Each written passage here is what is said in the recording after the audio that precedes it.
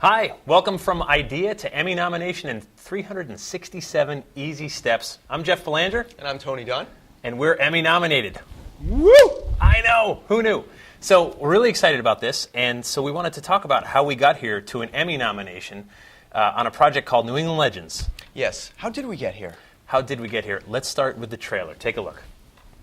Ghosts, monsters, ancient mysteries. New England is full of these tales. But are they just stories? And what do they tell us about us as a people? My name is Jeff Belanger, and I'm here to tell you they're not just stories. These are New England legends. The idea is the Lynn Woods may be haunted by the ghosts of the pirates. Do spirits haunt places or people? Probably both. What do you think about a guy that digs for 30 years through solid rock and finds nothing? I think he's insane. Do you believe the mansion's haunted? I believe it's possible. You know, we like to think of it not so much as a secret society, as some people call us, but more of a society with secrets. Ever see a ghost? Myself? I'm not sure what a ghost is, you know? Come on, come on. He was exhumed and moved in the 1970s. Really? You sure? Well, Sometimes they just move the stones, right? That's what we all I- saw Poltergeist. When you're in a dense forest like this, you wonder, is that a bear? Is that some other kind of creature? Am I alone out here? Is something looking at me? In the 1970s, a witness reported seeing a UFO hover right over this lake and then shoot up into the sky. Yeah, just a really spooky place down there, you know, spooky environment, really wet, dark. You never know what's around each corner. I think in some cases a ghost is history demanding to be remembered. How would we ever know about this cemetery if not for a ghost story?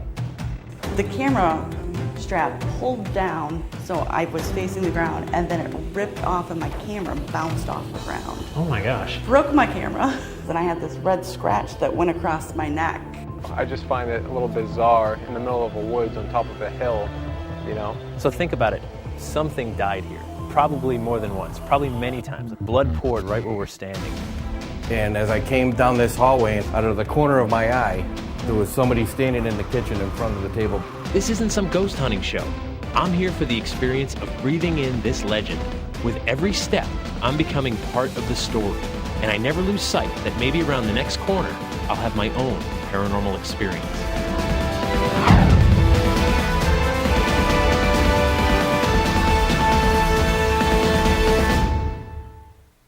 I would totally watch that show. Me too.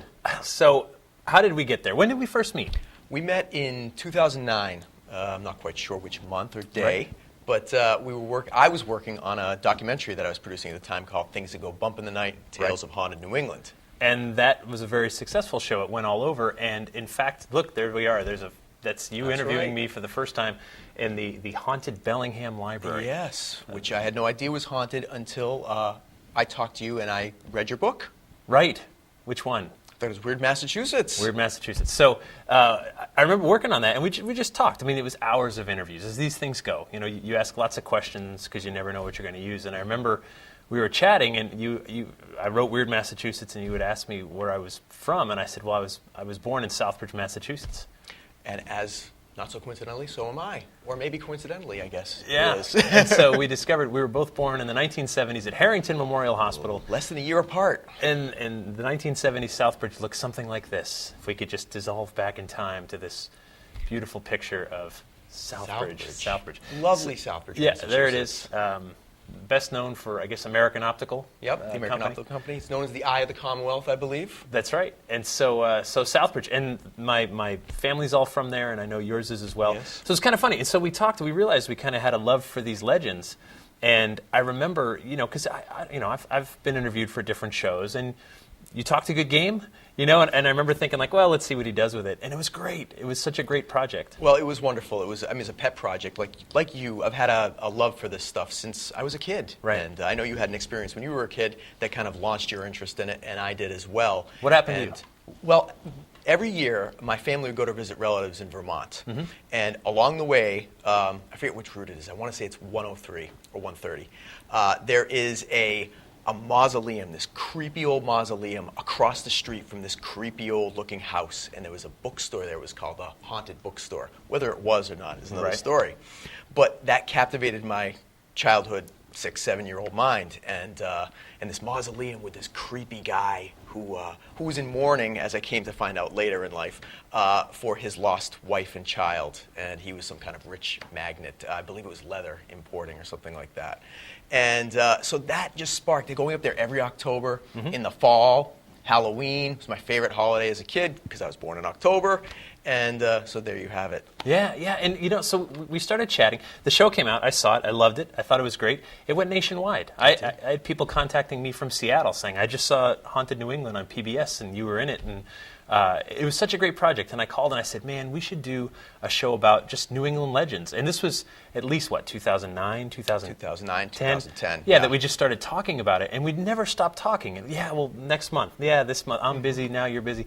And so finally it was 2011 or 12 that we finally got to work on Buckled down on it. And it's funny, in this business, as you know, because we've both been in this business a while, people talk all the time about let's do a show. Sure. And it usually just starts and ends with some chat.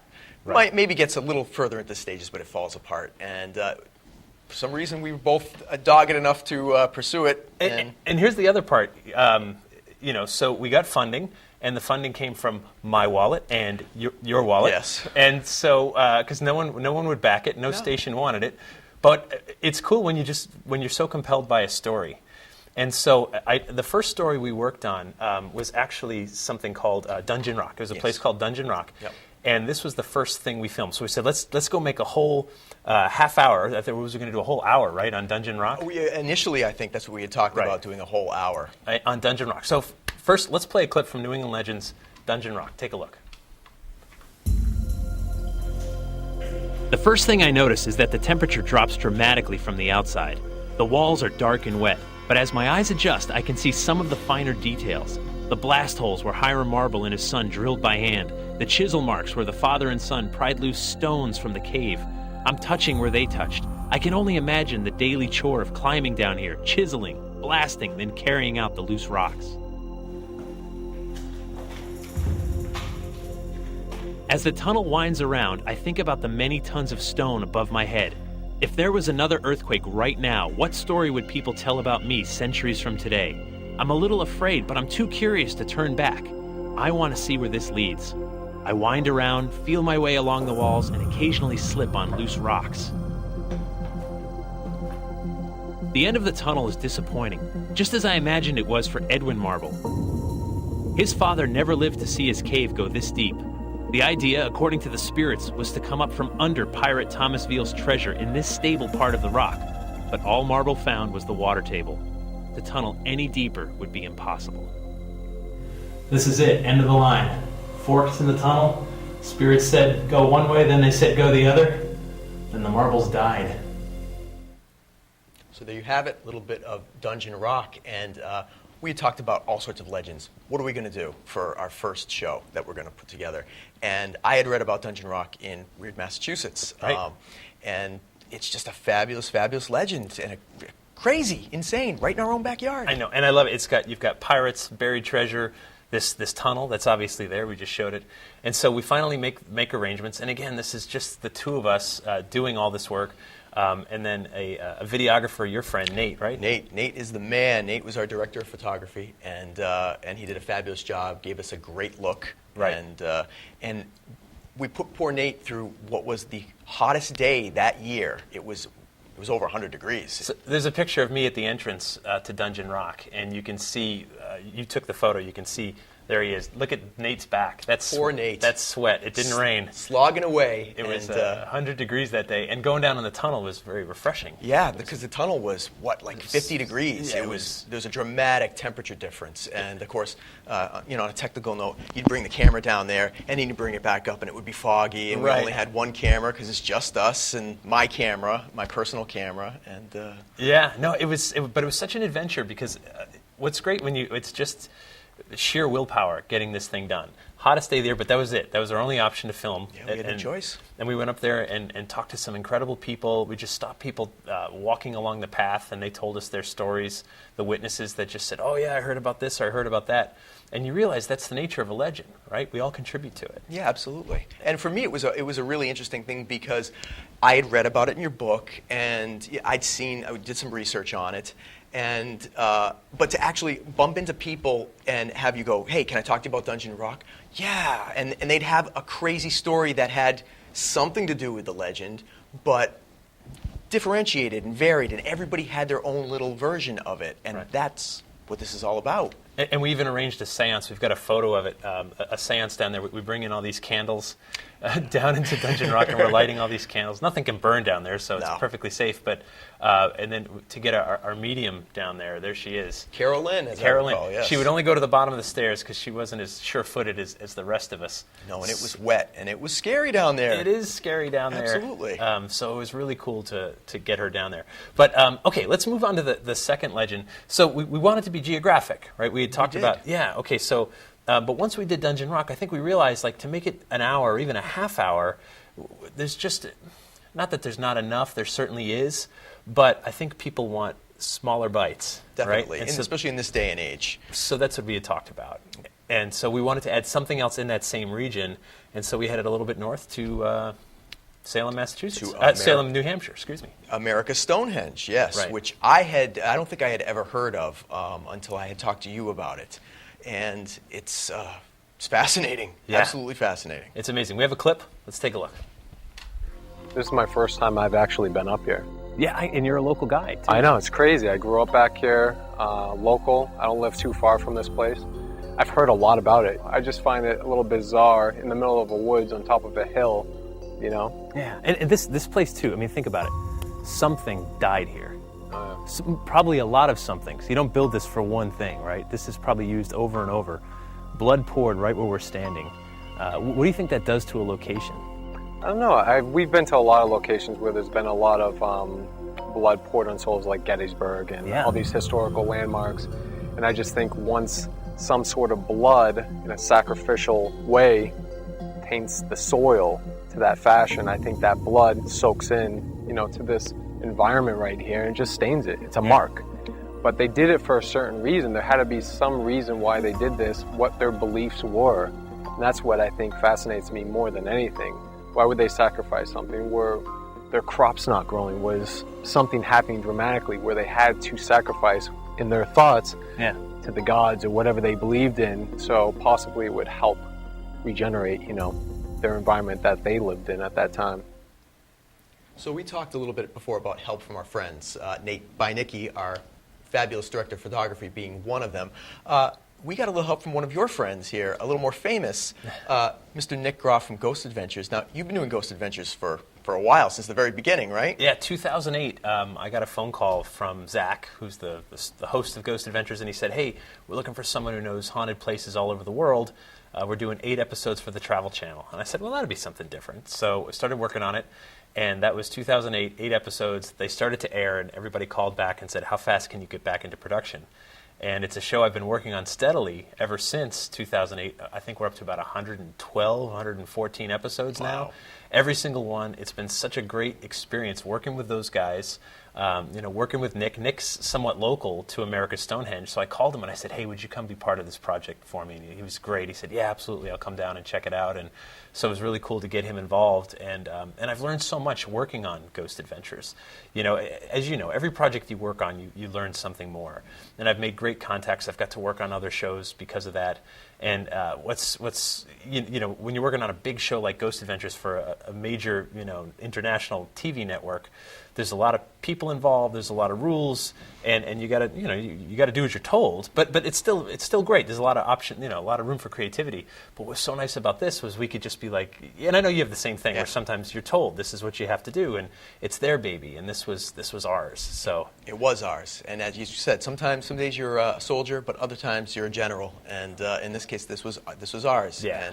And there's something completely different about a project like that when you own it, when you're down to paying the bills out of your own wallet to creative decisions across the board, and it's a much more special experience in a way, I think, when it's yours entirely. Well, you have to believe in it because no one's paying you. Right. In fact, we're the ones losing money doing it. So, and that was so cool. And so going there now, America's Stonehenge, this ancient calendar. I don't want to give too much away, but it's this ancient calendar, but it's a very spiritual place for people.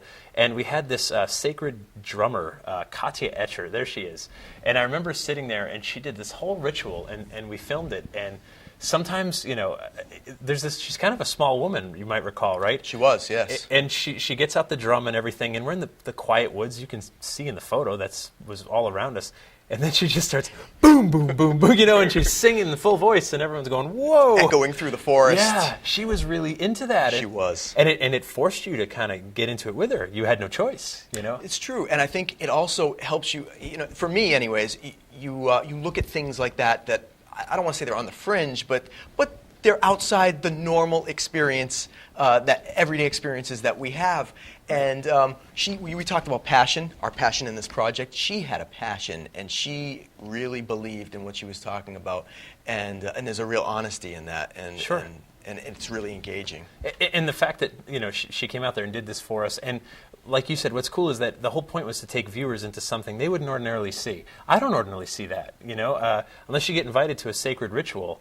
You don't see that kind of stuff. No. And so that's the whole point of everything we were trying to do, is take you into a legend, right? A legend that's still evolving. Even though that Stonehenge site seems to have been there for about 4,000 years, the story's still being written every day. Right. It's still changing. And one of the points you make throughout the show is that, and I wasn't really aware of this until you brought it up, and I really thought about it. I'm like, wow, it's such a powerful thing, is that we become part of the legend just by going to these places. Just the show itself, New England Legends, contributes to these legends because it changes from that point on in subtle ways. Right. Maybe grand ways, but generally subtle ways. And the story moves. Absolutely. We even have a photo of our entire production crew that was taken all at of America's us? Stonehenge. The entire crew. Wow. All of us, the whole thing. Take a look. There we are. There's Nate on the left. That's a good-looking bunch right there. That's the three people who worked on the show. And not only that, let me tell you who took the photo.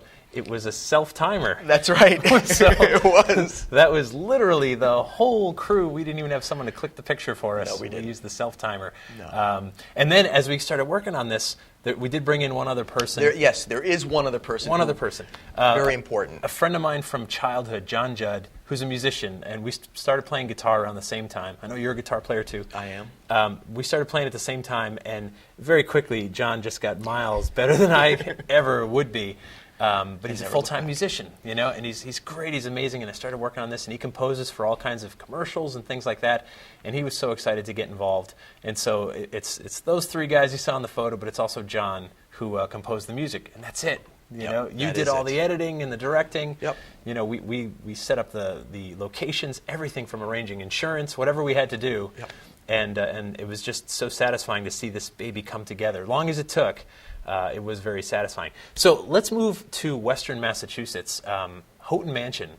The Houghton Mansion. This place, when you're talking about New England haunts, this place comes up pretty near the top of the list. The Houghton Mansion. Right behind us. Yes. That's right. It's a beautiful place. Thank you, Frank Grace, for taking that photo. So this haunt comes up again and again. Let's take a look at the clip. See what you think.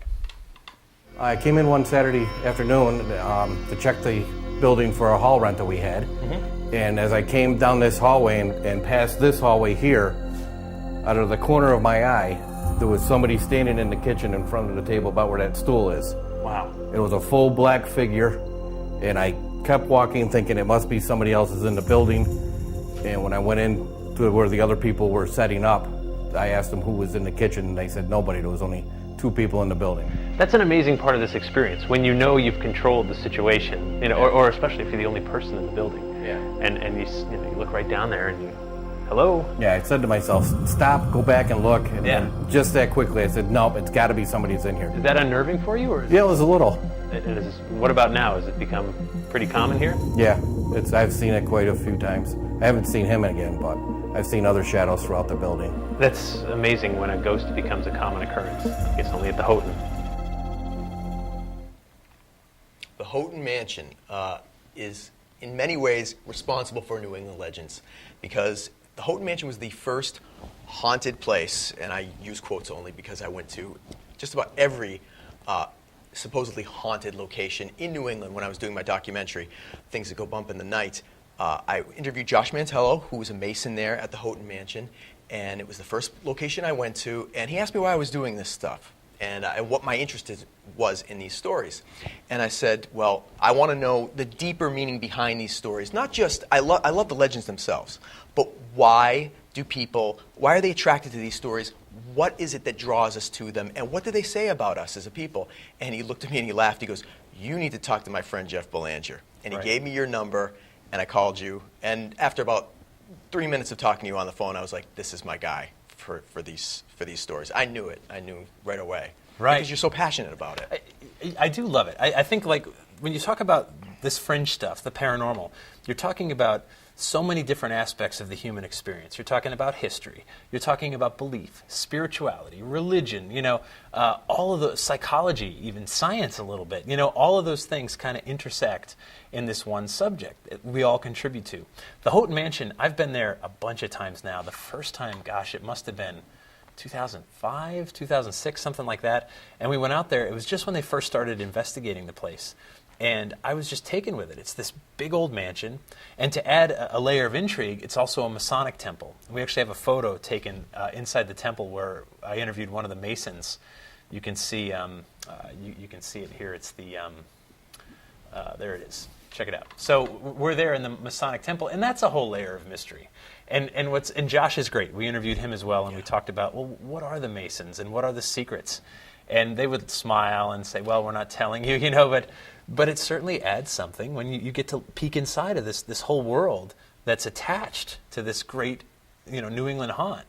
And of course, we're coming up on the history, the 100-year history, 100-year anniversary of the tragedy that yeah. spawned all these legends. And I don't want to give too much away, but yeah, it's a tragic story. It's a classic tragedy, and it resonates with people because I think it's not a far flung. It could happen to you or me or anybody else, of course.